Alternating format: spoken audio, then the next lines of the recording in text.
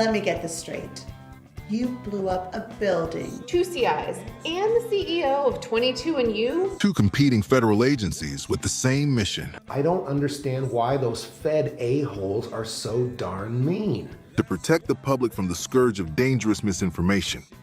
You know those bum idiots. This is all them. We had a solid case. The word entrapment, not even in their vocabulary. The explosives we provided were fake. Sworn to a duty to always tell the truth. We have no indication at this time that this was a deliberate act. We're all being transferred. To where? The only place currently with openings. Alaska.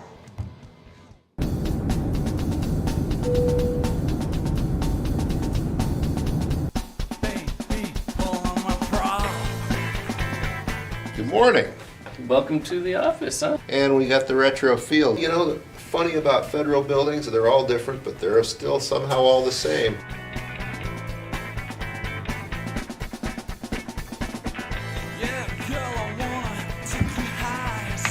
Oh, good morning, Agent Walker. At the coffee station. We actually drew straws before he got here, and I won, so we get to work together.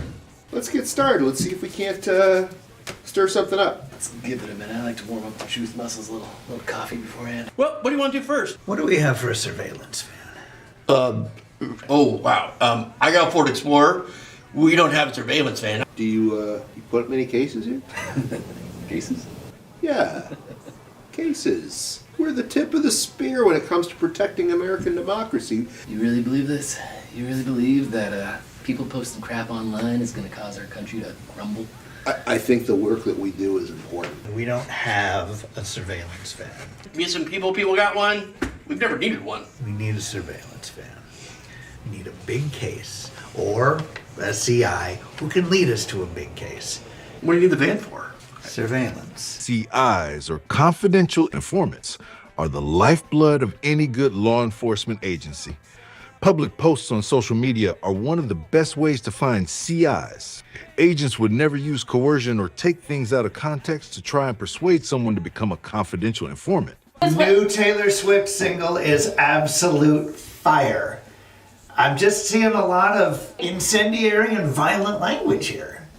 Agents always need to be on their toes and ready to make snap decisions. Is there anything I can do for you guys? Actually, David, there is something you can do for us. Chicken nuggies. Chicken nuggies. What? Cheeseburger. Cheeseburger. McDonald's cheeseburger. Burger King. Burger King cheeseburger. Flame broiled. And chicken nuggets. Oh, baby, know you're gonna like it. I wanna be your beaver pilot. Said, honey, know you're gonna like it. I wanna be. Awesome, right? Is this a loner? This thing's totally legit. What is this? It's got windows!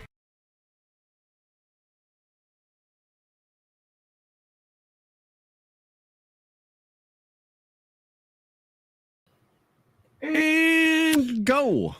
Those windows are going to make the van. They are. They really are. Especially when you consider it's like surveillance van. How are you supposed to surveil anyone if you can't see out the window? Right? That's the thing. I mean, with those, you're going to have sight, visibility, line of sight right there, you know? Yeah, completely. Complete visibility all around. There's just no getting around it.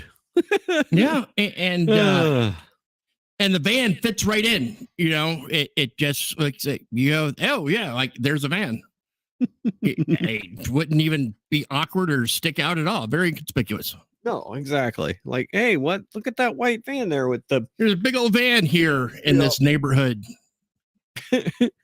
Randomly. Yep. Well, we've and we're gonna parked awkwardly, like it's not really anyone's guest. Exactly. You can kind of see people's heads moving around in there. What is that about? No, it actually got out like they went anywhere. It just kind of parked. Exactly. It just kind of parked and then it's just staying there. Don't know what the big old ass antenna is coming out the top. The big old whip antenna just extended out the top. I hope we get to record more of the show. I really do. I really can't wait. I really want to get to the to the other scenes that we got planned. I do. Oh, some of the fun was just in writing them. I know. There were one or two times, just Jody and I in the living room, and you have the basics of a scene, and I just get to typing, and even throw in, Office Stooge number 1 says to the crowd as he's leaving the room, "Hey, he said the what?" Not the. Yep. We actually got that filmed. Yeah. That actually took place, believe it or not.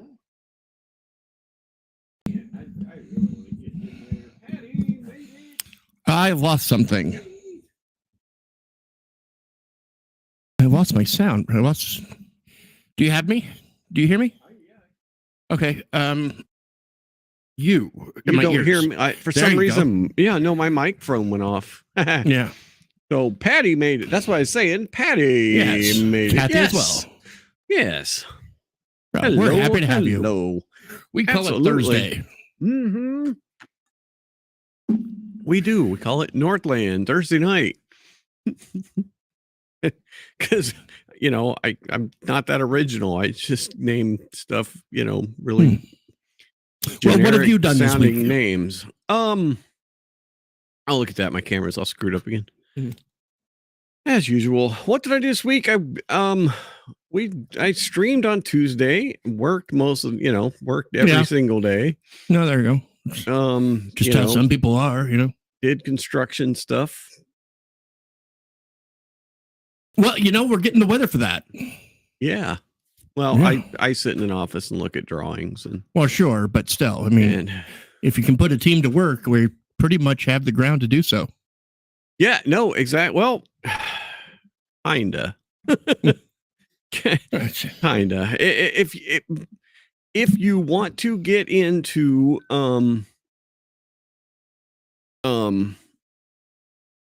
a place where you need it to be frozen, this winter has not been the best choice for places that need to be frozen. I suppose not. Yeah. So that's been a struggle, but we'll get through it. Oh, whoa. The second. So somebody's changing jobs. No, I think it's because they're being bought out by Fred Meyer. Oh yeah. No, I don't know why her Twitter deal is. But God. Well, Kroger's and Albertsons are combining. Right. So, does that have anything to do with does the merger have anything to do with it, or is yeah, she's not leaving places of occupation. She's just leaving employers. Right. Yeah. I'll start working for Kroger's. Same job, same hours. Yep. Same building, same building, same hell, same people. So yeah, hopefully that's a good thing. Yeah, wish you the best either way. However that's going. Yeah. I re-accused myself. They killed the merger. Yeah. I had heard that there was some issues with it, but I never actually followed up on it. Well, I remember one hearing about it where Tom Cotton kind of made me glad I was rooting for him that day. Mm-hmm. It was just a statement he made to them about the way they had been treating certain employees with certain policies. What? Right. Well, it came down to certain things like they wanted to eliminate gender identifying language. So no sir, no ma'am, And it's like, are you really telling 65-year-old greeter in in South Carolina to not call people by sir or ma'am? Wow. And there's like, you're actually threatening with some sort of punishment. It's like, oh my goodness. And then there was another one where for Pride Month, they had something about a rainbow on their apron or something like that. And their apron was part of their uniform, had to wear it. Okay. Except certain religious types kind of objected, on religious grounds. Right.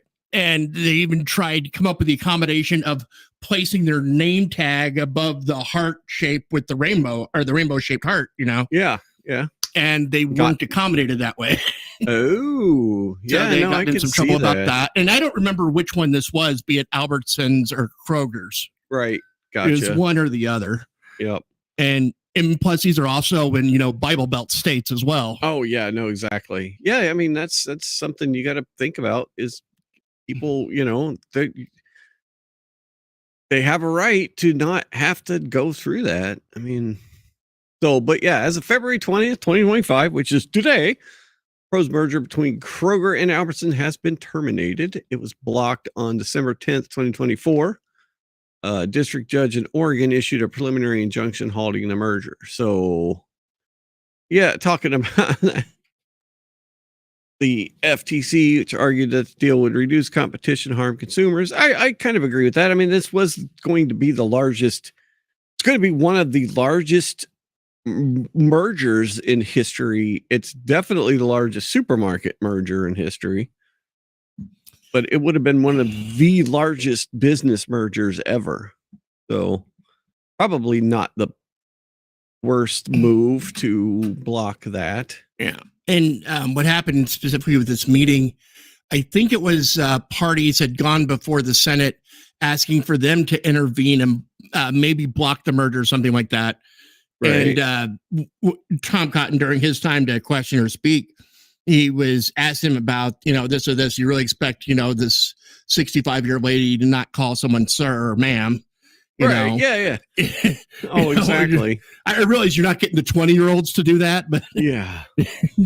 And Patty confirms it was Albertsons. Yeah. The money lost in the merger and all the employees that were not happy with the woke. Yeah, no kidding. Yeah.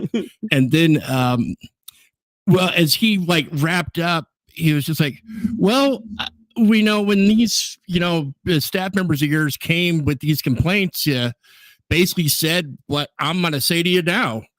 Sorry to hear that's happening to you. Good luck. Mm-hmm. No, exactly. You come to us for help, but you're not just actually helping everyone. Yeah. Well, 2 weeks notice. That's always that's polite. You bad. Not have to. Yeah, exactly. Michael, you know all about, some employees just stop showing up, stop calling, and then come get their shit like 2 weeks later. So, or I took it with me on my last day. Right. Well, you've had experiences recently with employees that. Well, yeah, there's that. I was talking my own experience. I was exactly. ready when I left the courthouse. We did handle it a different way, but one of the things was I put in my request in May for my leave in September. Oh, let's just say that's plenty of time for my supervisor, which is 2 positions above, general hire. Mm-hmm. Oh, no, exactly. Entry level, 2 chairs above that. So it's not, this didn't have to go to the CEO. Right. Yeah.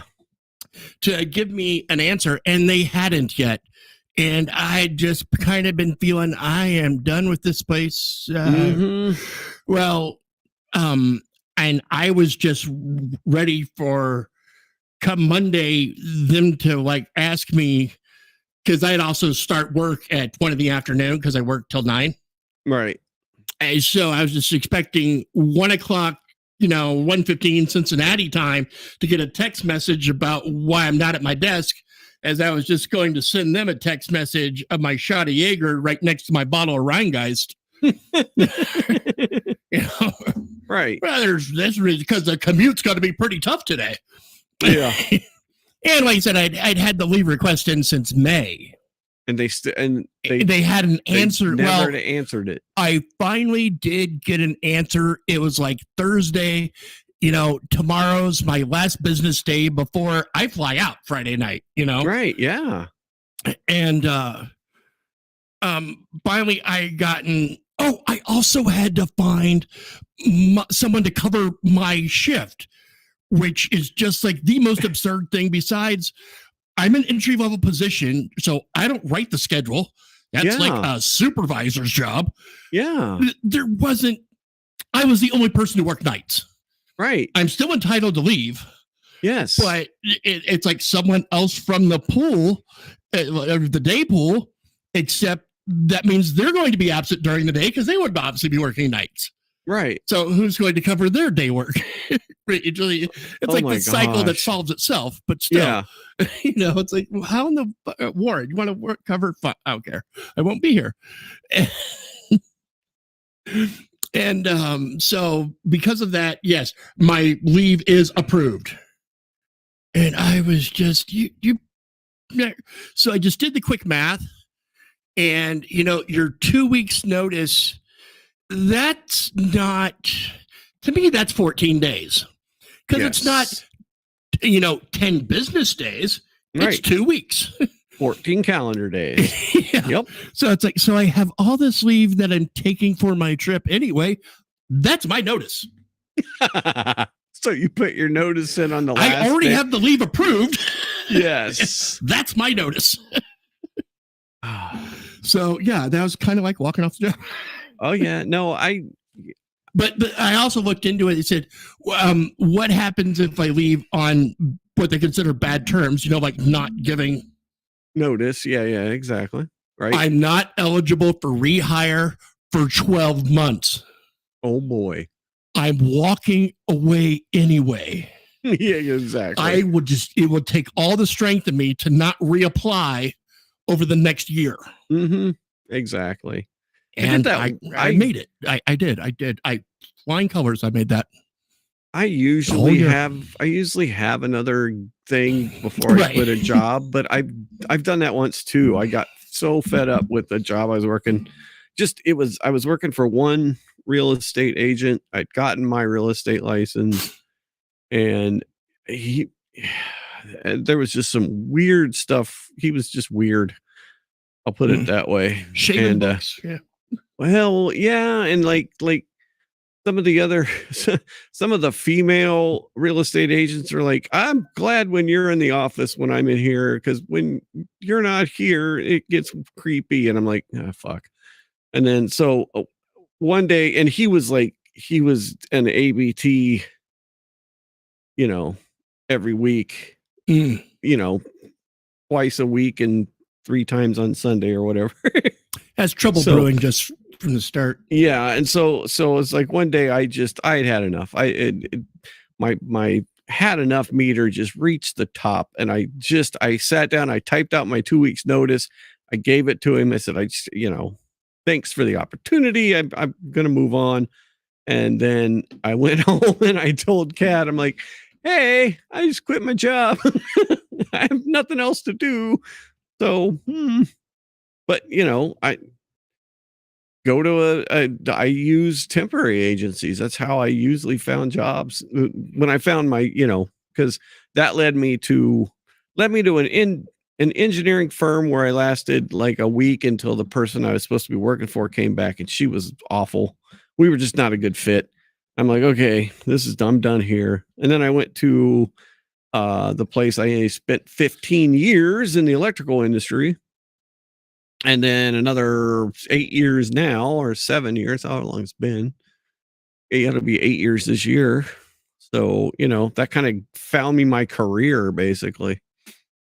Kind of funny how it just, you get one job through a temporary agency and you end up in that industry for most of your life. It's kind of funny. And you didn't even have to do your time in the field with the lines running those at all. No.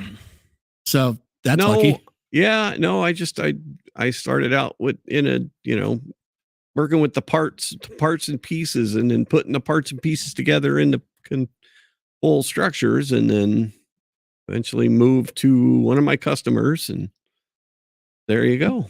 But yeah, I did 15 years putting the parts and pieces together. So yeah, that was a long time. But yeah, Walmart is, yeah. I mean, Walmart comes in, and basically all the mom and pop stores do go away. I mean, they can't compete, right? They can't compete with the prices. Can't compete with a lot of times it's acoustic Amazon. the convenience. Right. No, exactly. It's like the brick and mortar Amazon, right? Mm-hmm. I mean, we've got Walmart that comes in, and then places that don't have Walmarts have Amazon. So it's really Michael can. Then there's also Costco. Right. Yes. It's like there's this, and Costco might even carry that brand, but cheaper, they're going to carry the Kirkland brand. Oh, well, yeah. No, exactly. Yeah. No, I figure like Kirkland Signature eventually is just going to take over the world. We're going to drive Kirkland Signature cars. Which always just cracks me up. I just picture Kirkland Signature pants. I just picture some big old, like factory building. And over here on this side is where they make the Kirkland dog food and the Kirkland cat food and the Kirkland vodka. And over here, the Kirkland whiskey. And over here, they make the Kirkland jackets. And, over here, exactly. It's the Kirkland rotisserie chickens. Yeah. Have you ever seen the mile? Do you know what the mile is in Saudi Arabia? No. Oh, okay. So it would be like the factory, but it would be like the mile, but for a Costco factory. But you don't know what the mile is. I may have seen it,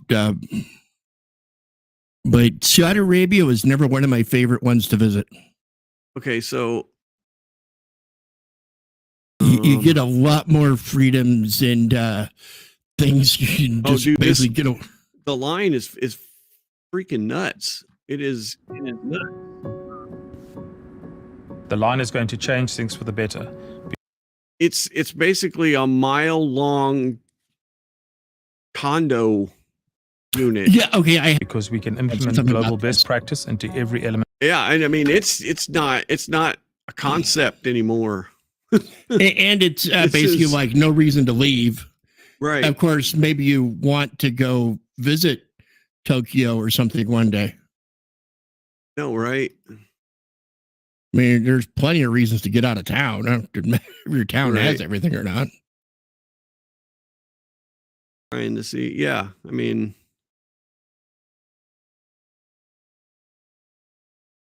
trying to see. No, it's 100-mile long mirrored skyscraper. I mean, it's like 100 miles long. Oh, that's right. It's not more than a mile. It's like 100 miles long. First 1.5 miles of the mega city begins to rise. So I guess the first little bit's going in. I mean, it's crazy. But yeah, I could imagine 100 miles of Costco factory. That makes every Kirkland Signature thing that you want. Yeah, they got the jeans wing where they're just making blue jeans and and no, exactly. And you got the whiskey distillery, the vodka distillery, Oh, great. All right. So I need to grab a water, but kind of funny today. So we were talking about this just before we came on. At the White House today, they had a Black History Month event, and there were a lot of people there. But one of the dignitaries on stage was Tiger Woods. And he's occasionally black. Yeah, he is. So I guess there is a park that's going in somewhere. They're trying to figure out a site, but they're going to open up a park that features statues of a lot of the Black American history people, kind of a tribute to them. So this was kind of a funny interaction here. So I'll start this and then I'll be right back. Actually, let me turn on my here. Today, I'm All right, pleased I'll be to right back. announce that we will be including the statue of Prince Estabrook in our new National Garden of American Heroes. We're going to be doing a garden of American heroes. And now that I think of it, I must tell you, sadly, most of them, I guess all of them are not with us any longer. I was going to put Tiger in the garden, but maybe you don't want to be there. I maybe should wait a little bit, huh? Like about 50, I think I'm going to wait about 50 years, all right? But Tiger's going to make it, okay? But I'm a little afraid to tell him yes because he'd be the only one that's living. I don't know, Tiger. Tiger's rejecting that offer, right? Under the executive order I signed last month, this new beautiful outdoor statue park. It's going to be a statue park. It's going to be unbelievable. We're picking the final sites now. It's between various states that want it very badly. We'll honor hundreds of our greatest Americans to ever live, including countless Black Americans, icons. The garden will predominantly feature incredible women like Harriet Tubman, Rosa Parks, Billie Holiday, Aretha Franklin, and Coretta Scott King. And I will showcase extraordinary. It will be something very extraordinary. It's going to be producing, we're going to produce some of the most beautiful works of art in the form of a statue from men like Frederick Douglass, Booker T. Washington, Jackie Robinson, what a great athlete that was, Martin Luther King Jr., Muhammad Ali, he was not a bad athlete. What do you think, Muhammad? Not too bad. And the late Kobe Bryant. People love Kobe Bryant. That's a good one. So I guess it's going to be all kinds of Americans, all different colors and creeds, and not just sports heroes. Not just sports heroes. And not just black folks either, like all Americans. So that'll be interesting. But all dead. Yes, I think that's one of the criteria. Yeah, well. You know. Like it's yeah. As long as they don't do the freaky Stone Angel thing when you stop looking at them. Yeah, no, right.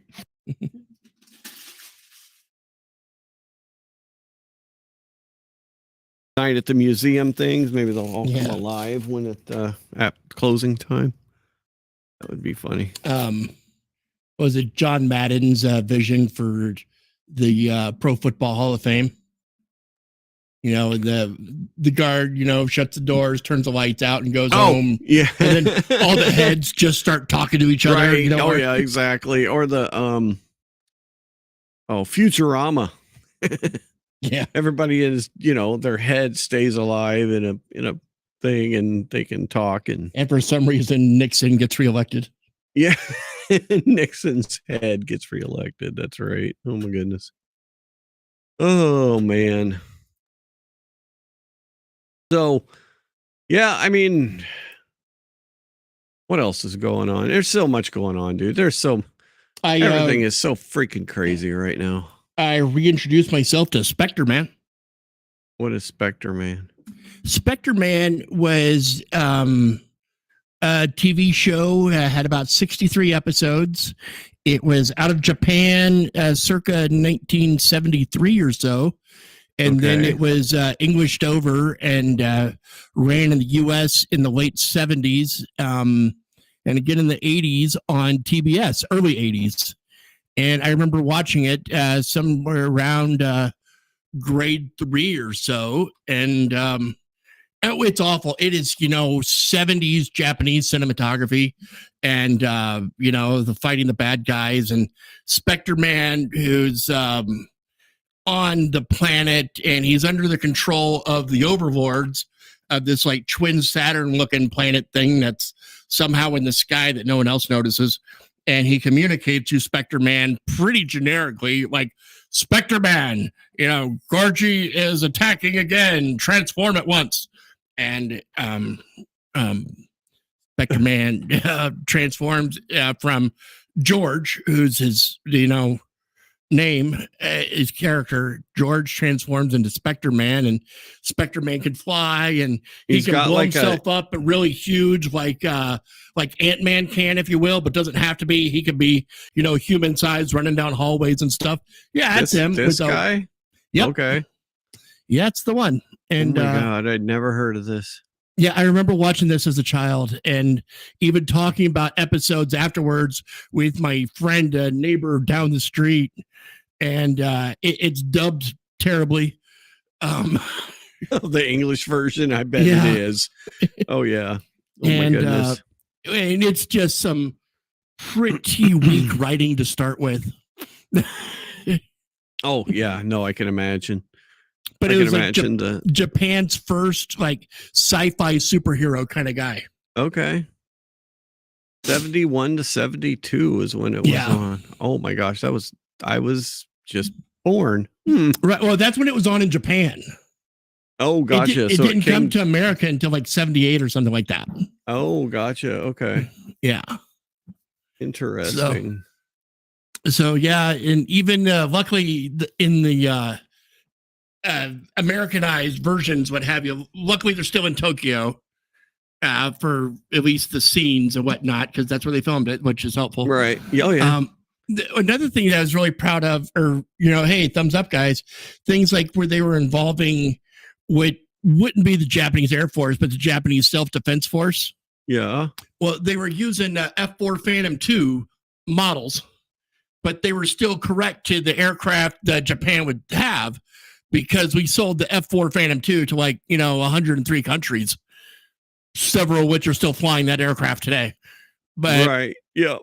So anything with it. Oh, and he had Spectre rays that would come out of his hand like a karate chop almost. Oh yeah. So yeah, like this is right there. Yeah. That is some definitely great cinematography. Oh yeah. The best 73. Cinematography. Yeah, exactly. Air 71, 72. Yeah. Yeah, exactly. And he's got this helmet that's almost like the Rocketeer. Mm-hmm. Oh, and so that kind of helps him like fly. Well, that's so they don't recognize him as George, the guy that works for the office. Their office that they work for is dealing with pollution. And a lot of the bad guys that Spectre Man has to fight are there because they're there as a result of pollution and waste. Oh, okay. I gotcha. In 71. Yeah. Well, like one of the later Godzilla movies was him fighting a trash monster. Yeah. Like the trash monster from Tokyo Bay. Like that was one of the later Godzilla movies. DC has Clayface. Yeah. No, true. And you don't really have to look too much to find out what Clayface actually is. This popped up on my thing here. This I can't remember how to share now all of a sudden. Good Lord. I don't know if there's sound or not, but I can see where the baby inherited its coordination from. I guess there is sound. So baby's like, oh, I'm gonna fall down the stairs. Mom's like, I'm gonna fall down the stairs. Oh. How many things wrong with this video? First of all, it's February. Why you still got Christmas shit up? Second of all, oh, poor thing. Yeah. Oh my That's goodness. not the same thing as Adam's Family Values when they had the baby go flying up all the way to the aircraft in flight. Yep. Yeah. See, we laughed at that over and over again. I'm not sure I want to laugh at baby actually taking a header down the stairs. Yeah. No. Even if mom is synchro swimming with her. Oh, I think I don't think they'd have put that out there if they weren't fine. Babies fall downstairs. I all don't the think time. you have the same cousins I have. Well, I mean, you don't know the later damage it's going to create, I guess. But okay, well, again, you and I had different cousins growing up. All right, so I'd still have a nickname about it. So, Michael, there's a new thing going around. So when you screw up, when you get demerits, really mess up with something, like if you do something and Jody's like, I can't believe you did this. How did you do this? Have a new way that you can get out of it. I deny it. You're investigating why you did this.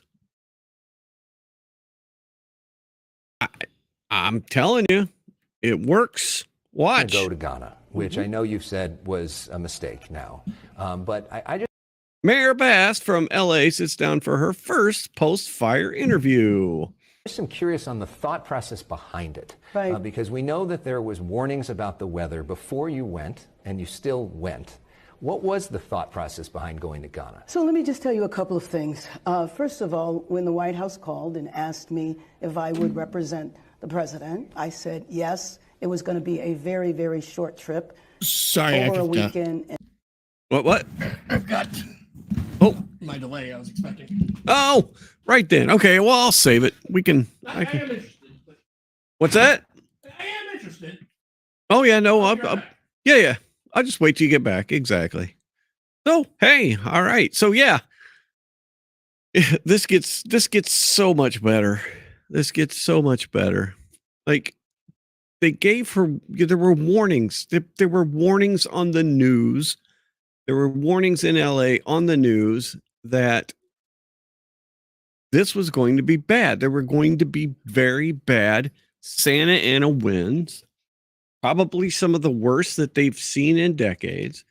Whenever there are Santa Ana winds, like really bad ones, you could expect a fire. I mean, that's just how LA operates. When the winds kick up, you can absolutely expect a fire to happen. Well, guess what? It did. And guess where the mayor was in Ghana. So why did you go to Ghana? It just, I mean, oh my goodness. Just wait. Well, Michael should be back here in a moment. Easy peasy. You knocked down your stone sign. It happens. Got stoned. Yeah, exactly. Oh. All right. She's investigating. Oh yeah. Just wait, dude. And 2 business days. We need to look at everything about the preparation and all of that for the fires, because I think when we evaluate that, we will find that although there were warnings that I frankly wasn't aware of, dude, this was on the news. Like I was saying when you were gone, it was on the news that not only was there going to be Santa Ana winds, there were going to be Santa Ana winds that were probably some of the worst that they've seen in decades, right? Or ever, right? Like there was going to be some serious Santa Ana winds. And when there are Santa Ana winds like this, you can almost always expect a fire. Almost always, right? So, although there were warnings, I think our preparation wasn't what it typically is, meaning that before there's a major weather event, for example, last week when we knew we were going to get into the rains, you saw us come together and us talk about, get your sandbags, bring the K-rails out. That type of preparation didn't happen. If that had, I will tell you, Alex, I wouldn't have even gone to San Diego, let alone leave the country. But what do you mean there were warnings you weren't aware of? Because I know we were talking about it on the news. A lot of people were talking about the problems, warning that calls her out on it. So when no, exactly. I mean, that's actually kind of, I mean, good for him. Good for them to say, what do you mean you weren't aware of the warnings? Like we talked about it. So it was your municipal briefing. Talked about it with the fire chief. What she said is that we have warnings of Santa Ana winds a lot, but predicting this, and you saw, from the city, from the county, that level of preparation really didn't happen. So it didn't reach that level to me to say something terrible could happen and maybe you shouldn't have gone on the trip. Why didn't But to me, I don't know. I mean, I think that that's one of the things we need to look at. So 2 investigations are taking place. Now, I'm not saying that a chief executive isn't entitled to vacation and then some acting somebody in their place sort of thing. But it's like, if you're mayor for a 2-3 year term, I don't think you should really be leaving the country for weeks on end when you should be, the chief executive of your city. Right? Why do Not say they're not entitled to vacation or whatnot, but no, exactly. Dude, like some limits. Oh, yeah. I mean, I think that that's one of the things we need to look at. So 2 investigations are taking place. One internal to the city, and that's the Fire Commission, because that's mandated by the city charter. So the commission will hire an outside entity to examine everything, the pre-deployment, why were firefighters sent home, all of that should have taken place that didn't. And then also the governor has contracted with the Fire Safety Research Institute, which is a national institute that investigated what happened in the fires in Maui. So everything that happened, including that, needs to be examined. But I will tell you that I felt absolutely terrible not being here for my city and not being here for my family, who was impacted by the fires as well. Because the record sure shows you rushed back. Absolutely. Right. The idea that I was not present was very painful. So, yeah. And self-induced. Right. Exactly. Because stupid shit hurt. Because the White House called and said, where you at? Can you go to Ghana? Can you go to Ghana and be our representative to swearing in of the new Ghana president? And that's like, oh, I'd love to. Let's just go. And then, Ghana. But I'm going to investigate there's going to I'm just going to use. And they found no wrongdoing. Yeah, it's like, how'd you screw this up? I'm like, I'm going to investigate it. And we found no wrongdoing. Yeah, exactly. I'm going to investigate myself, and then I'm going to find that it was somebody else that did it. The fire chief said, "Oh, we always have." Oh no, Rob. No, see, you don't actually have to hang anyone out to dry on this. You can blame this on an act of God. Oh, that's it. Yes. And then that way, no one has to be thrown to the flames, if you will. We could all just, take our kickbacks and, No, exactly. Yeah. And Patty's right. The news is not for those people. They don't. Executives of the city don't watch the news. No, they get an email explaining. Yeah, exactly. Explaining what the buzzwords are of the day. Oh my God. Oh, so true, dude. So true. Oh my good grief. But yeah, so if you ever get in a pickle, all you got to say is I'm investigating myself. We're investigating. We're going to we'll get back to you on that. Yeah, you could use that one in court too.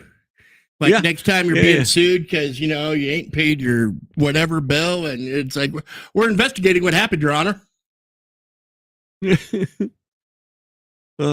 seems to work for the politician. Doesn't it? No, exactly. So I'm sure they're gonna.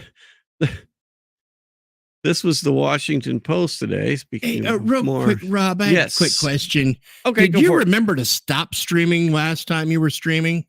Because it says you've been going at this now for 142 hours and 25 minutes. And where do you see that at? Upper left. It says live and recording. 43 minutes and 14 seconds. Oh, I'm showing 142, 25, 14, 15, 16. No, mine says 43, 21. Okay. So that's weird. Yeah, I'm 99 hours off. Yeah, no kidding. Or I'm in the future, man. Yeah, no, you must be. You must have jumped. Yeah. You must have took a jump or something. Not much has changed.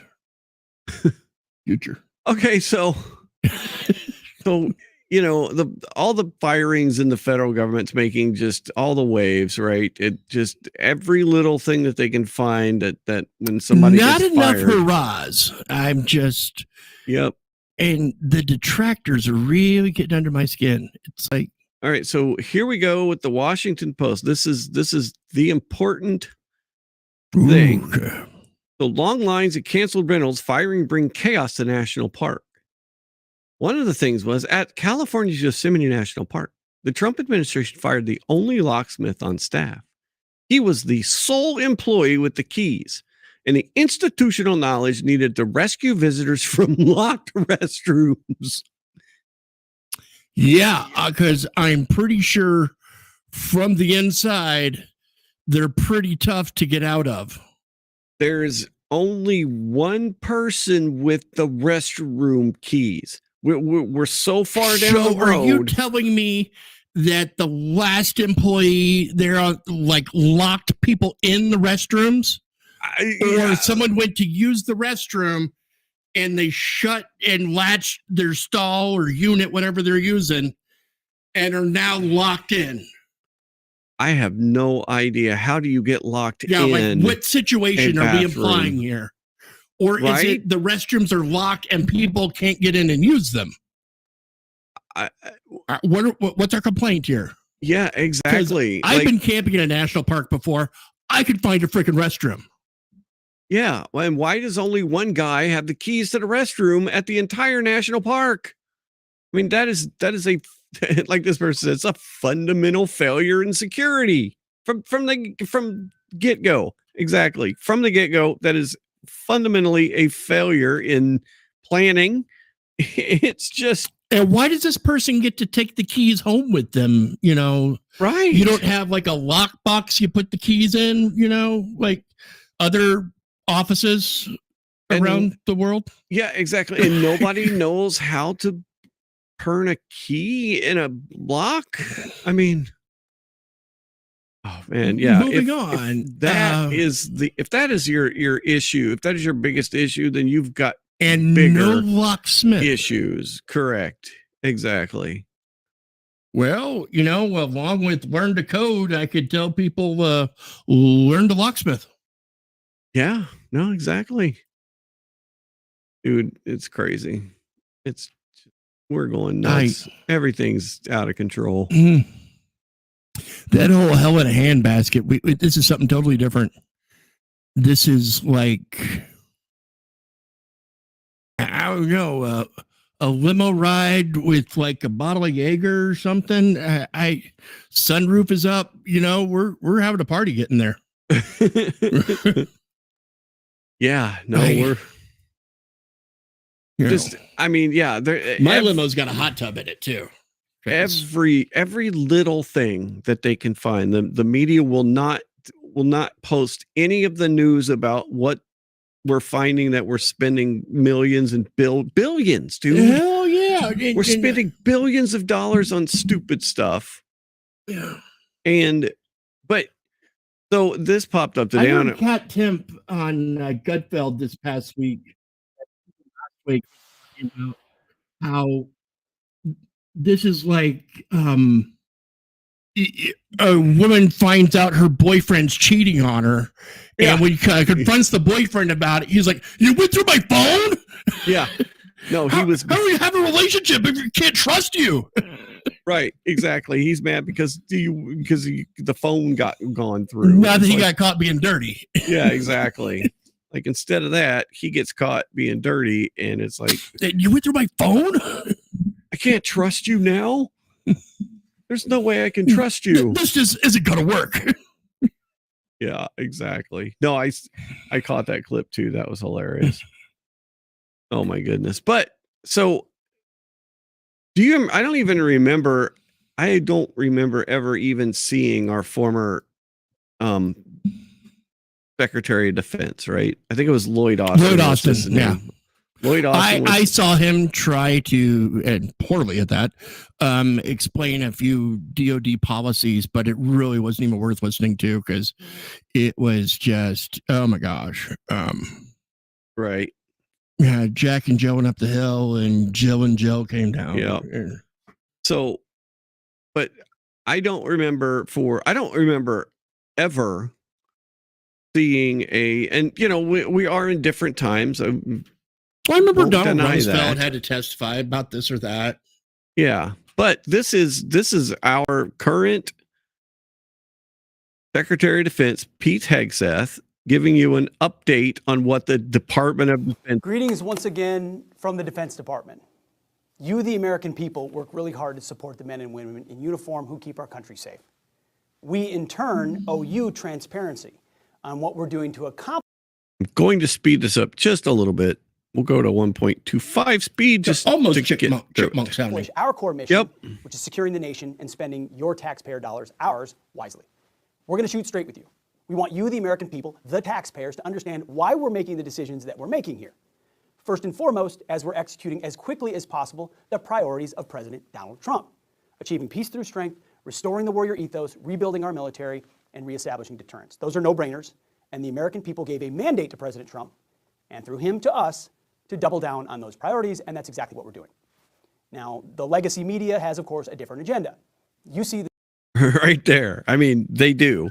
They absolutely have a different agenda. There's no denying that. Yep. 100%. the same clickbait headlines that I do. Time after time, the media distorts good news stories or often just gets them flat wrong. In many cases, well, in most cases, they have an agenda.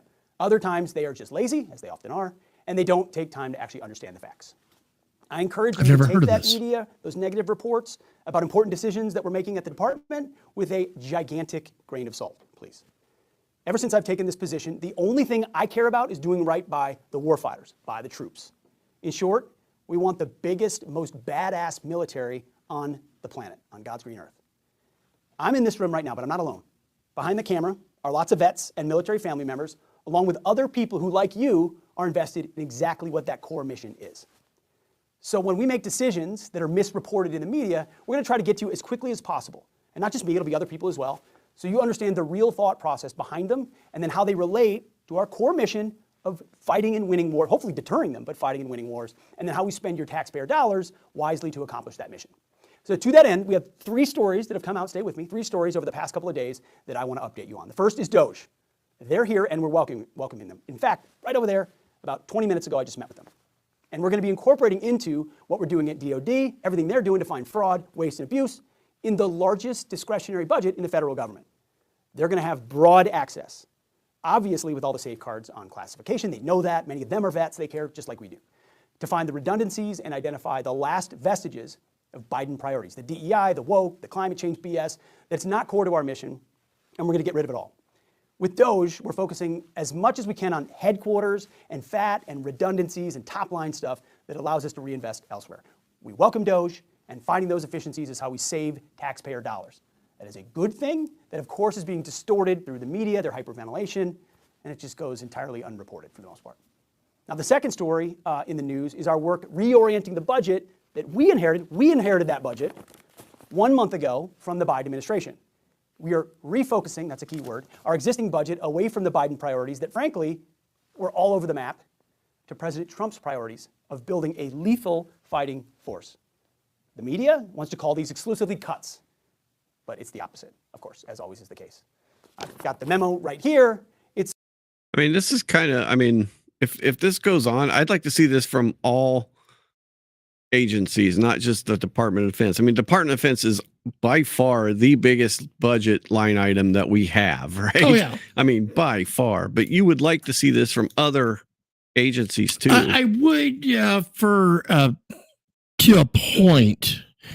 I mean, there's a point when I'm just getting straight propaganda from the federal government, you know? Well, yeah. No, exactly. And I could do without, you know, especially just my government telling me ad nauseum. No, exactly. I mean, but I certainly don't mind. It is a fresh. I'm not American for my government. Correct. You know, my government's, you know, there for America, but it's. Mike. I'm happy to see efficiency. I'm not sure I need, you know, things maybe doth protest too much. So I could go at this with some caution. Yep. No, I hear you. I mean, everything needs to be scrutinized, right? Certainly. I mean, if we haven't heard anything. everything needs, I mean, yeah. If we've learned nothing lately. If we've learned nothing lately, you look at everything with a squinted eye. It's clear as a bell. Now, beginning right away, we are pulling around 8% or $50 billion from the Biden budget. We're planning, this is planning for this year, that we will move away from woke Biden-era non-lethal programs and instead spend that money on President Trump's America First, Peace Through Strength priorities for our national budget. First of all, remember, this is all planning. We're asking the services to plan. So it's not a cut. It's refocusing and reinvesting existing funds into building a force that protects you, the American people. We also list on page 2, which I've marked up here in our memo, what is not part of the 8% refocusing of funds. It's stated very clearly here. Southwest border activities, combating transnational criminal organizations, an audit, nuclear modernization, Virginia-class submarines, the Golden Dome or Iron Dome, one-way attack drones, UAVs, cybersecurity, core readiness, training, the defense industrial base, and it goes on. They and other key programs are off the table under this program. They're too important, as are many other things. So this is great news for taxpayers and for our national security. That's a full stop. We'll just put a period on that one. And the third and final bogus story that is out there is around our reevaluation of our probationary workforce. Now, this is part of something that was mandated by an executive order from the president. Remember, President Trump was elected. He has the prerogative to advance executive orders. Our job is to follow them, and we're doing that. This reevaluation of probationary employees is being done across government, not just at the Defense Department, but we believe in the goals of the program, and our leaders are carrying out that review carefully and swiftly. Now, bottom line, it is simply not in the public interest to retain individuals whose contributions are not mission critical and to restore accountability within the federal workforce. Taxpayers deserve to have us take a really thorough look at our workforce top to bottom, and it will be top to bottom, to see where we can find and eliminate redundancies. Now, common sense would tell us where we should start, right? We start with poor performers amongst our probationary employees because that is common sense and you want the best and brightest. So when you look at headcount, we're going to be thoughtful, but we're also going to be aggressive up and down the chain to find the places where we can ensure the best and brightest are promoted based on merit. And then we're going to go out, we're going to put out a hiring freeze and take more time to identify on a performance-based standard who we're going to hire and reward hard-working employees who are central to the core warfighting mission. So we're going to take a little bit more time, make sure top to bottom we're doing a review. Those who we need, who are the best and brightest, are going to stay. Those who are underperformers won't. We'll continue to shoot straight with you. That kind of makes We got sense. your back. We're motivated to rebuild the most capable military. I'm not in the world. disagreeing That's with why what I'm you're here. saying at That's what all. the president has asked me to do. But doing so I'm does just not require sure I tough want the weekly address. We are No, I don't. Yeah, I don't think it needs But to in be the like process, we want to communicate very with you directly rather than much. through the filter of media outlets. And it's not just going to be me. You're going to see Sean Parnell and Graham Allen and others here in the department aggressively ensuring you get the real info in real time, helping you understand. Graham what's Allen's a going on part of the So our warfighters Department and of Defense? taxpayers deserve. I don't know of course, who is no less Graham than- Allen. And we'll keep reporting back. always from knew time Graham to time Allen to what be we're like seeing, and we appreciate your an support. online We're not gonna get influencer. everything perfect. Oh, We're gonna do yeah, our I don't best. know. And we're going to do it on behalf of President Trump's leadership. So one thing, I don't know if you saw this story, but this kind of plays into the thing is one thing they should be spending more money on is food, because the Army was, so if you're in the barracks, what this story said is if you're in the barracks, the Army takes money out of your paycheck, right? And supposed to put it towards food, like roughly $460 a month. I know that dude. Do you really? No, but he looks exactly like every military member. You know, Well, yeah, he your does. hair's all a mess because you're always wearing Yep. your cover. Your Mhm. mustache is just like, finely trimmed to a specific line right there. And of course the sideburns in the middle of the ear. He looks just like your poster child of every overworked military member there is. Yeah, I bet you exactly. he's an E4 doing the job of 5 people. Probably. So if you live in the And dorms, he's disappointed at what they have to feed him at the chow hall oh today. god, dude, wait till you see some of this stuff. But they take like $460 out of your paycheck, and you're supposed to put it towards the food hall, towards food. I beg your pardon. What happens now? Oh yeah, but they're not freaking Because that's doing not that. how it worked when I was in. That's what it says. You get a basic allowance for subsistence, right? Correct. If you live off base, you get this. If you live on base, it goes to the government. Okay. Right. But they put you on a meal card. Okay, so the way the Navy did, like let's say you're on ship, obviously you don't need the food because they're paying you for food. Even if you live off ship because you're married, you work on the ship and that's when the meals are made, so you don't get it. Right. Well, this is the Army. So sure, but it's got to be similar. So if you are on base and you have the chow hall, instead of getting the basic allowance for subsistence, is what they called it, we got a meal card. Right. So when you go to the chow hall, you just show them your meal card with your ID, and they write the numbers down for accounting, and you get in line with the rest of the people. Right. So it's like the money, if you weren't entitled to it, you never got it just for them to take it away. But they're supposed to put it towards food. The money that for your BAS is supposed to go towards food. The problem is it's not. Like a bunch of the army bases are putting that towards other things. Oh, okay. And I also remember when we would get basic allowance for subsistence and there was a chow hall, we had to pay the chow hall to eat there. Yes. And it was based on the money they gave us. Yeah. Nope, exactly. So are they taking the money out of the chow hall's till? Yeah. Basically, they were. Well, it's just the way base is being managed then. Yeah. Georgia, at Fort Stewart, for example, soldiers contributed $17 million, but the base spent only $2.1 million on food, redirecting 87% of the funds. Schofield Barracks in Hawaii collected 14.5, but they only used 5.3. And even rice is cheap. Look at here. Joint Base Elmendorf spent 41 and 49% of funds on the table. So at least, we spent more than almost half. The other guys, we didn't redirect 87% of the funds to other things. But yeah, so like at Fort Carson, they ran out, so they were feeding them lima beans and toast. That's pretty bad. That's pretty bad crisis managing right there. Yeah, right. It's like if you ran out of food in the fiscal year, if you ran out of food money before you ran out of food, it should be like the base commander's priority to reorganize, to take some money out of MWR or something to send that to the chow hall and not just tell the chow hall to come up with what you can. Yeah, just come up with just run to the store and see what they got a whole bunch of. Find what hasn't expired yet. Yeah, exactly. I mean, you can't, that's not enough to feed soldiers on freaking lima beans.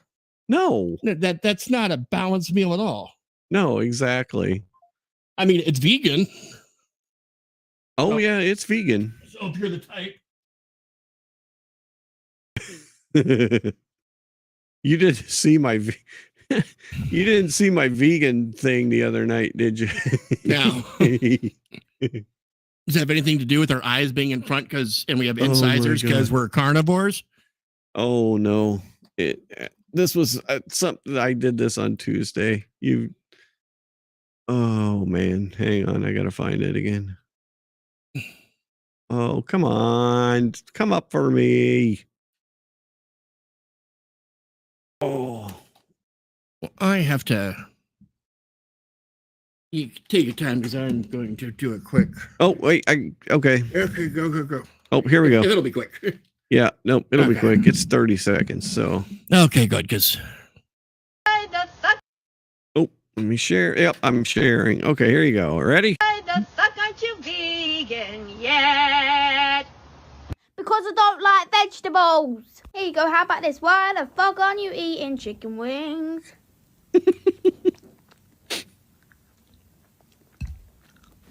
You're asking people, why are you not eating vegetables? Why aren't you fucking vegan? Help the chickens. No. Not a lot of people want to be vegan. Good kid. This sums it right up, doesn't it? Good kid solves that problem. I mean, I thought I had something going on with the incisors and whatnot, but they're used for tearing carrots apart. Your turn to run? Yes. Okay.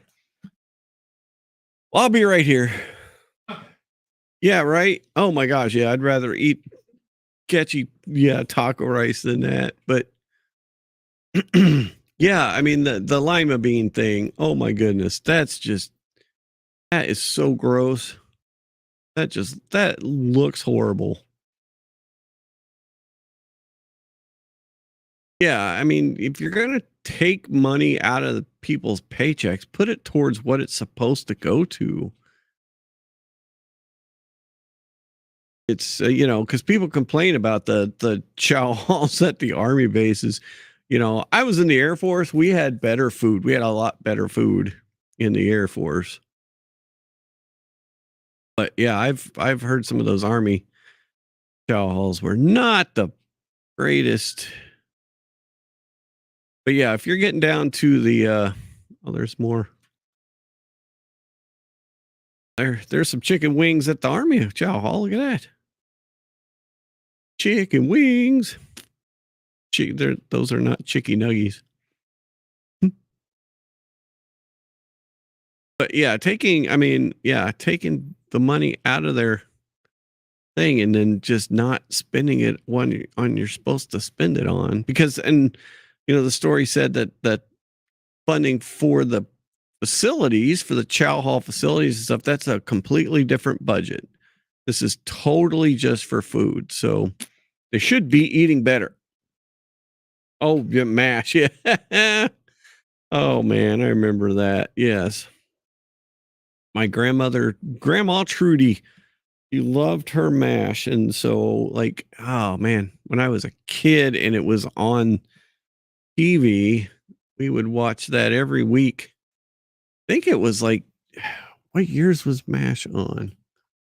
MASH years. TV 72 to 83. So yeah.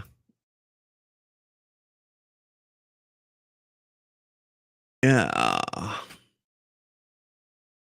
So the first show aired on September 17th, 1972, where I don't remember that one, but the final episode aired on 1983. So I was definitely part of watching that while it was actually on the air. Crazy. That's a good thing. Yeah. Heck yeah. I haven't watched those things in years. And then when it was on reruns, if I caught it on reruns all the time, I would try and watch it. That's a lot of fun. Yeah, MASH was such a good show. You are correct.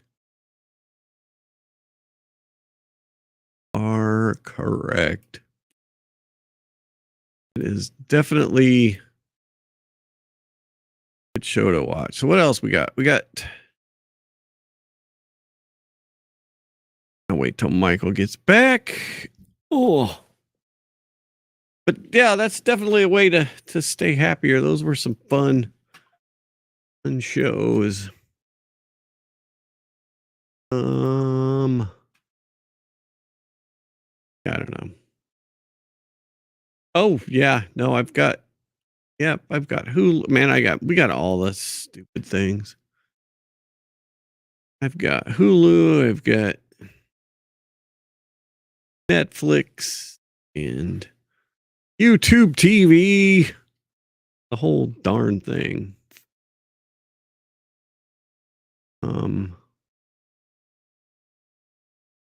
Oh, I didn't see. Who won the hockey game?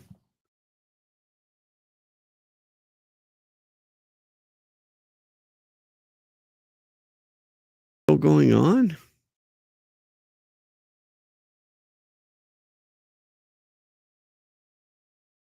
I had it on my phone, but then I started doing this. So, it's 2-2 still, it says. Live updates. Oh my goodness. It is still 2-2, it looks like. That's crazy. Yep, 4 minutes ago. We got some Unreal saves. I can't show any of it because we'll get copyright struck. But yeah, 2-2 right now. Holy crap. Going into, is this the first overtime or?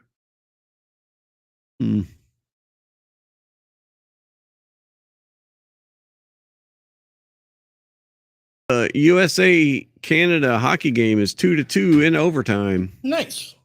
Yeah. Did you see all the fights the other night? Oh yeah. Hockey players. Oh yeah. Connell announced his retirement. Who did? Mitch. Moscow Mitch. Oh, really? Yeah, Kentucky can finally find some other little guy. No, exactly. Think what's his name? Who's one of their rep damn it. Massey? Thomas Massey, yeah. I think he was saying he put up a poll earlier saying, should I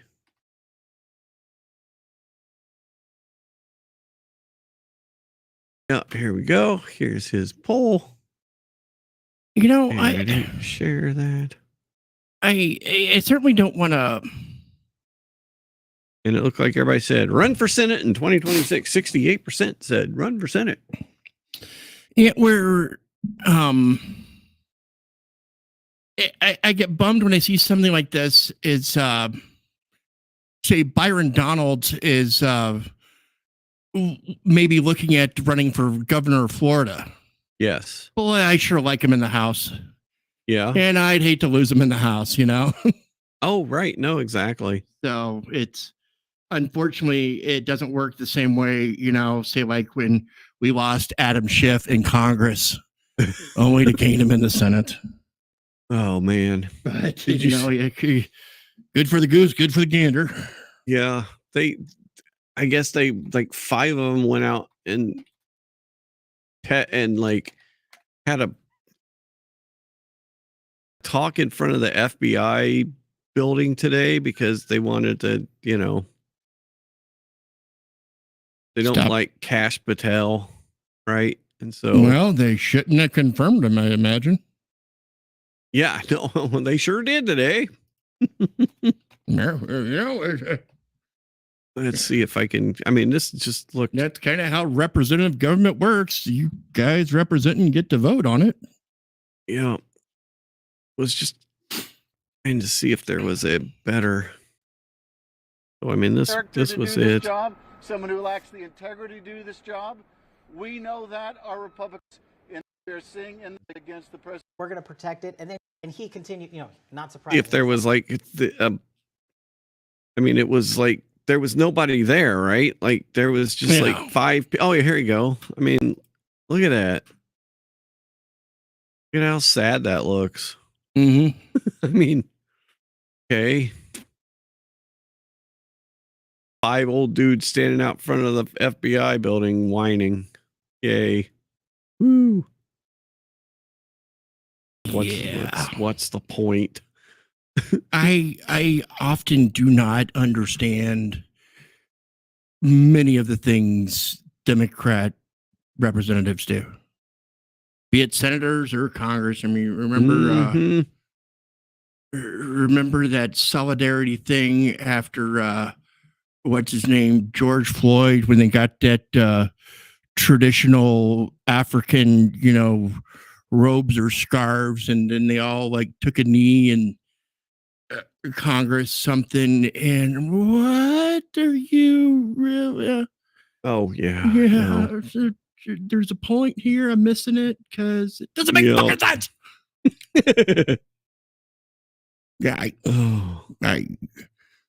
I don't know. So you probably saw this like last week. We're talking about media and stuff. Remember old Mad Owl? Yeah, he is a mean dude. Yeah. So he I got you to do it too. God, you did. Like one night he is not a happy guy. She basically said that, you know, like there was this line item in the State Department's budget for $400 million for armored Tesla vehicles, right? And she just basically said that it was Trump's thing, and it happened in December, right? It happened in December. It was during the Biden's thing. It was a line item in their you know, wants. They wanted armored electric vehicles. They ended up changing it to electric vehicles. So she's completely wrong. She made it sound like, you know, that this was totally just, you know, grift and everything. So do you think the next night when she realizes that she's wrong, she gets called out for it? Do you think she apologizes? No, it's a double down. It's a double down Last every day. night we Every time. reported on this fiscal year 2025 procurement prospectus from the U.S. State Department. It is dated December 2024 during the Biden administration. So she actually mentions that it was during the Biden administration. This is after the November election, but before Trump was sworn in.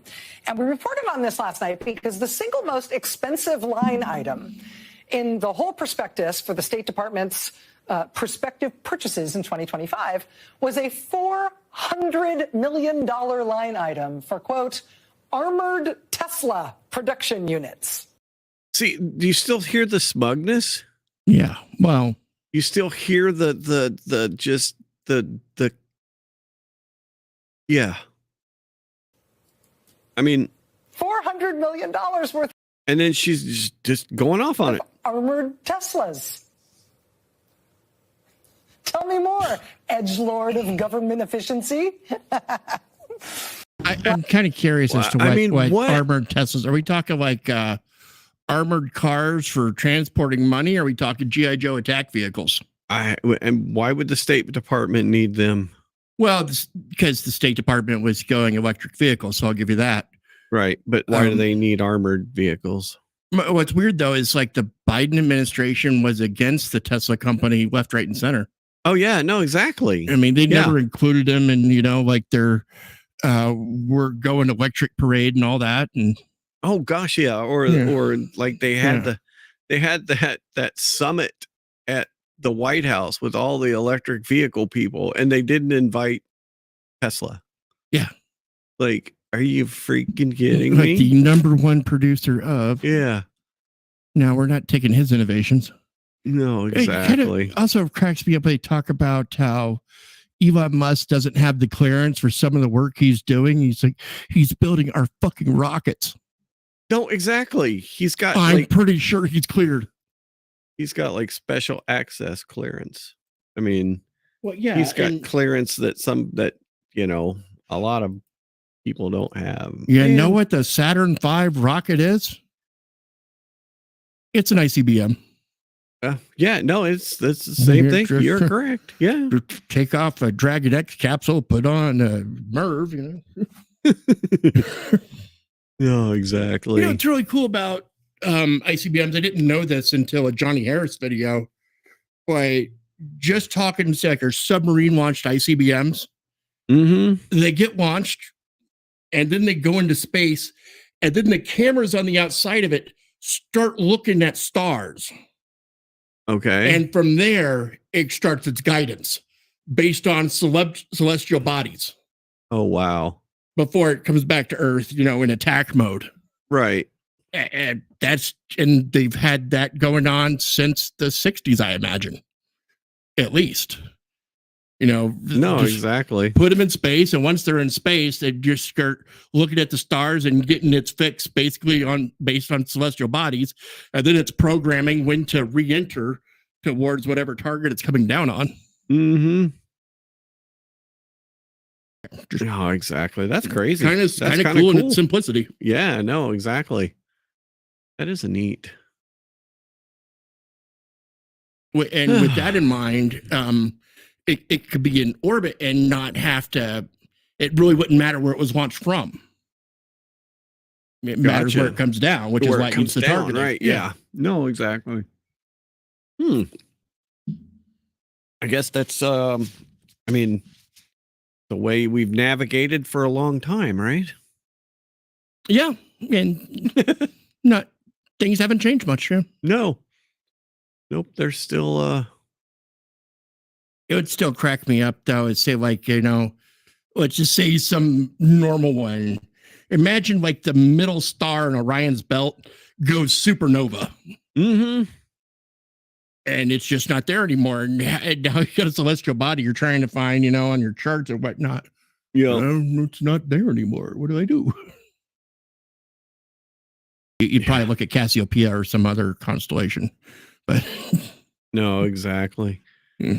So, there's a couple more things here. Remember we talked about old David Hogg, the old pencil neck, vice chair of the DNC. Well, Guess he got his tail caught in that crack, didn't he? It seems like he's been like breaking the rules. Yeah, and like begging for donations to his foundation. How in the and he's using the roster from the DNC, right? But this guy has like a $7 million. So the prior year, he had a $7 million in contributions to his foundation. Are you? And I can't even find a buyer for a couch. Kidding me? And so this year, so far, it's 3. So he came out today and he's like, oh, F Donald Trump, F Elon Musk, F all these people, You did your taxes, didn't you? Because, well, this letter got sent to Representative Garcia, who basically said on CNN the other day that, you need to bring real weapons to fight, for democracy, right? I mean, that was his quote. Was what the American public wants is for us to bring actual weapons to this bar fight. This is an actual fight for democracy. So the current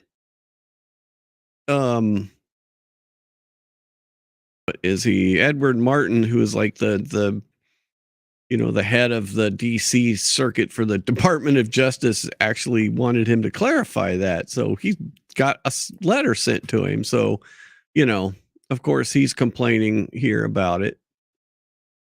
And so then, Hogg jumps in. But then our favorite deaf data savant came in and said, hey, why are you ramping up donations for your PAC?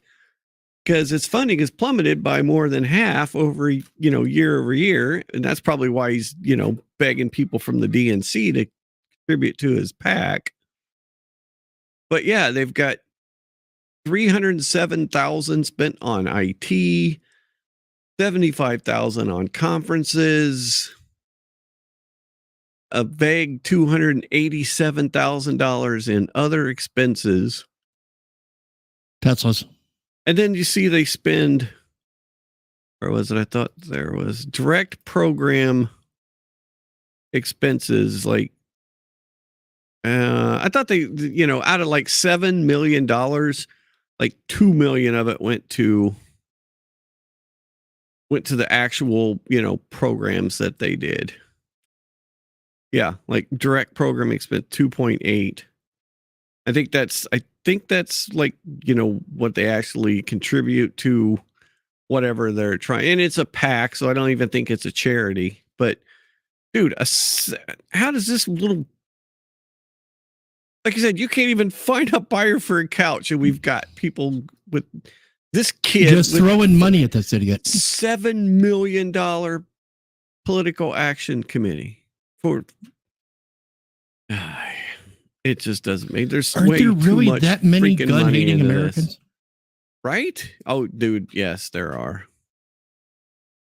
I'd like to start a PAC to find somebody to run against Murkowski, but that's it's down the road. You're going to Here. have so much trouble with name recognition in this state.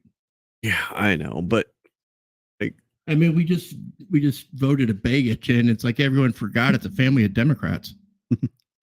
And he ran the Republican ticket. Nick is not. So far, he's voting. It seems so strange to have that last name and the letter R next to it. Right. No, exactly. I like the breakdown of expenses shows 35% in other salaries and wages. Like, there's just way too much money in this shit, dude. For a 24-year-old? Just way too. I mean, unfortunately, he's only got 3.4 million, the current year. I don't know if that was 2024 or whatever. Didn't really say on here. Well, sometimes miracles are slow. But, I mean, holy crap. We're in the... it's so crazy. We're taking donations, people. Mm-hmm. We're taking donations.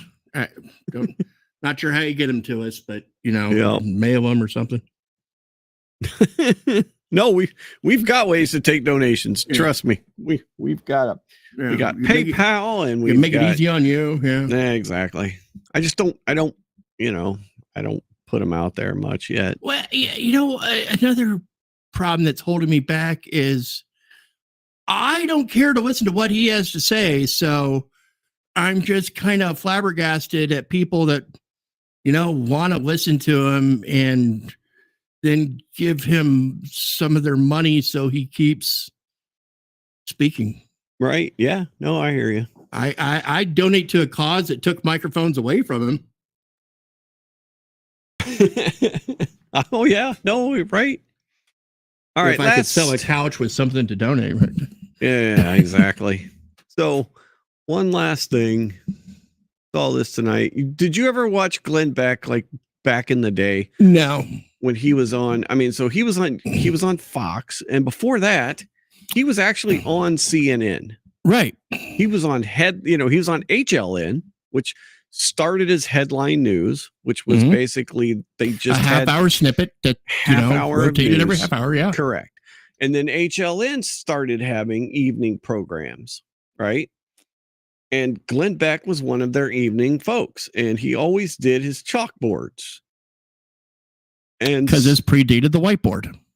It did. And so tonight he brought back the chalkboard to talk about some of the crap that's going on with, tax money getting spent. And so the names that keep kind of popping interesting. up, the Consortium for Elections and Political Process Strengthening, CEPS, where is that? Right here. Okay. They get $165 million of your tax money. Have you ever heard of them? How about East West Management Institute? Because they're getting $25 million every year. The National Endowment for Democracy and their affiliates like NDI. Right here, 167, 362 million. Then you have Freedom House. We're getting close to $1 billion there, dude. Is he writing the check marks backwards to you, or is that just me? Yeah, no, I think he's writing the back. Which is right here, another $93 million. And oddly enough, we notice that the Tides Foundation, our old friends, show up on the chart, clearly showing the Tides Foundation is receiving U.S. tax dollars. Now, back in the old days at Fox, I showed you the entire purpose of Tides is to be a progressive left-wing dark money machine. It's money laundering, legal, but money laundering nonetheless. So, and even Wikipedia, which is not known for its, even they say the Tides Foundation is a left-leaning donor-advised fund based on the United States that manages over $1.4 billion in assets. They've already got $1.4 billion in assets. Why do they need our tax money, right? Mm-hmm. And it basically receives most of it receives substantial funding from George Soros, but also needs American taxpayer money. Right? Yeah, exactly. Like you couldn't find a way to reinvest 1.4 million to just have it feed itself. Billion.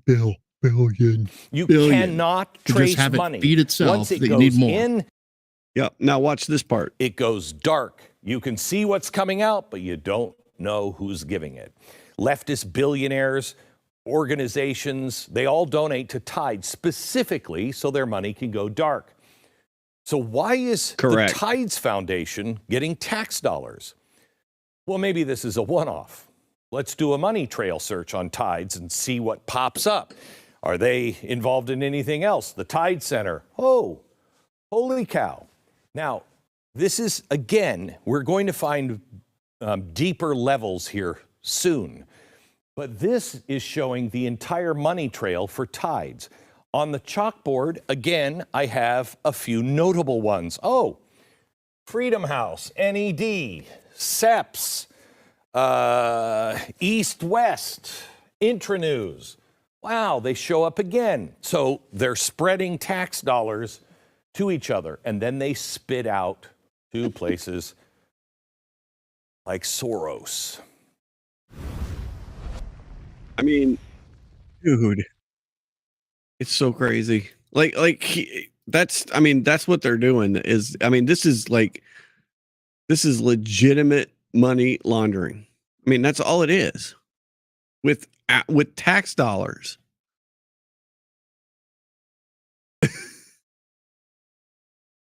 I mean, I have no words. Yeah, exactly. And yet you can't find one story on CNN or CBS or ABC or any of the news will not tell you any of this. They will not even talk about it. They'll talk about how, getting rid of it's the worst thing to happen to America. Well, oh yeah, no, exactly. Yeah, because it's the world's going to stop spinning on its axis. We'll all be flung into space and plague of locusts over the land. All sorts of stuff. Right, because dogs and cats living together. No, it's for feeding people. That's all we ever do. That's all we do is just feed people. Didn't you know that? Yeah, it's it doesn't go to things like the UC Berkeley for a cohort of Cambodian youth with enterprise-driven skills, or social cohesion in Mali, or voter confidence in Liberia, or fiscal federalism in Nepal. What I mean, dude, and you know what's biodiversity conversation? Oh yeah, I just saw that too. We're just going to talk about conversation in Nepal. So, and you know what? That's not conservation. That's conversation. And free speech. 10% of this money actually goes to this stuff. The other 90% goes to paying the people that are putting this together. That's or to and that ends up back in congressional campaign funds. Well, that's the other thing. You would have to pay me a lot to set up transsexual surgeries in Guatemala. I would charge a lot for that if that was my occupation. Yeah. Right? Yeah, I know. And I can't wait till, because we're going to get some names soon, I hope. And some actual, because we can speculate on where it's going. But my goodness. Not advocating violence. Some freaking names here. Not advocating violence. Not going to root for it one way or the other. But I really understand how the French Revolution happened. Yeah. It is nuts how we've. I really see how they went overboard with how many people were getting the razor too. Yeah, no, because it wasn't just nobles; it was tax collectors, and right. Yeah. No, but then you have people like this. Here, let me show you this one. I don't know if you saw this, but we don't want to see this. Here's somebody out yesterday or 2 days ago. Another well-informed. Apparently. You want public execution of Donald Trump and Elon Musk? Yes, please. There you go. Yep. Well-informed. Yep. That's what that's the consensus out there. Well, not the consensus out there. That's brain hurts. Oh yeah. Brain hurts. This other person beforehand was talking about how they're trying to take the First Amendment away from you. Yeah. I don't know. It's all crazy, dude. It's funny. All right, I'm gonna go home. How about you go home too? I'm gonna go. Make an appointment with Dr. Kevorkian or somebody. This is Detroit. Oh, they got more winter than we do. This is a 100-year-old 54-inch water main that exploded, and then everything froze.